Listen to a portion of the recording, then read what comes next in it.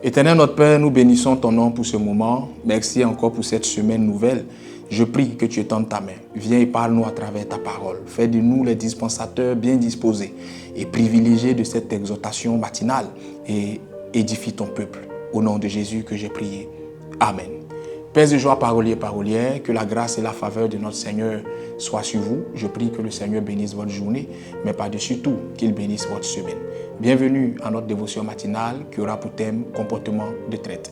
Marc le chapitre 14, verset 48 à 52, dit en substance que Judas Iscariote est venu afin de livrer Jésus aux principaux sacrificateurs et les autres disciples dont Pierre ont pris la fuite. Amen.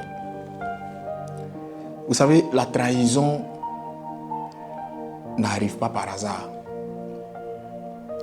Si quelqu'un vous dit qu'une trahison l'a surpris, faites très attention. Aucune trahison ne surprend.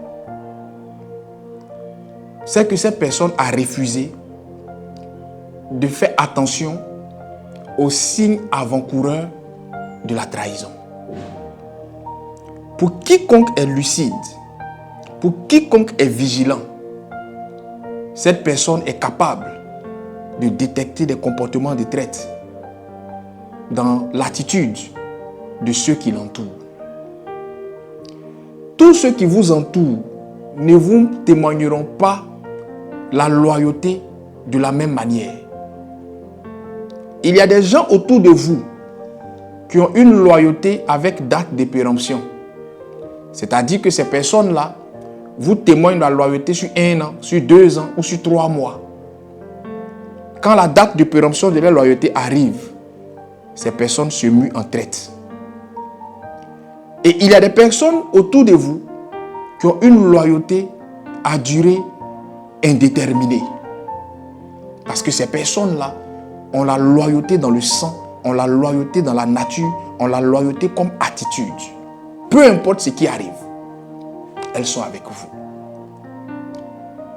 La Bible déclare que Dieu prévient ses serviteurs, les prophètes, avant de faire toutes choses. Et en Job, la Bible dit Dieu parle tantôt d'une manière, tantôt d'une autre. Quand je dis qu'il y a toujours des signes avant-coureurs de la trahison, ce sont des signes parfois ouverts ou des signes parfois subtils que le Seigneur vous envoie à travers le comportement de la personne, à travers la façon de parler de la personne, à travers l'attitude de la personne. Mais vous êtes tellement ancré dans votre amitié, vous êtes tellement ancré dans votre confiance aveugle que vous justifiez même l'injustifiable.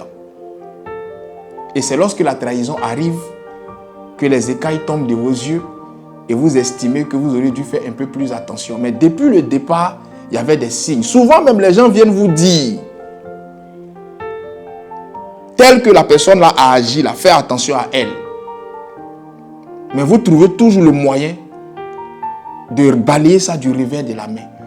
Vous trouvez même souvent même des versets. Je dis toujours que dans la Bible, là, il y a tout. Vous trouvez même des versets pour justifier son attitude. La Bible déclare, Jésus savait que Judas allait le trahir. C'est Judas même qui pensait que Jésus ne savait pas. Jésus savait que Judas allait le trahir. Lisez attentivement la Bible. Les choses de grande envergure, Jésus n'a jamais associé Judas à ça. Parce que Jésus savait que Judas avait le comportement d'un traître. Lorsque vous êtes entouré de plusieurs personnes, faites attention au comportement de chacune de ces personnes. Vous verrez à travers ce comportement des signes de loyauté des uns et des signes de trahison future des autres. C'est extrêmement important. Ne tenez pas toujours compte de ce que les gens vous disent, mais tenez surtout compte de ce qu'ils font. Parce que l'attitude parle mieux que les paroles. Que le Seigneur vous donne la bonne compréhension des choses et que sa grâce soit sur vous. Que Dieu bénisse votre semaine et que la main de Dieu soit à votre partage. Dieu est bon en tout temps. Shalom chez vous.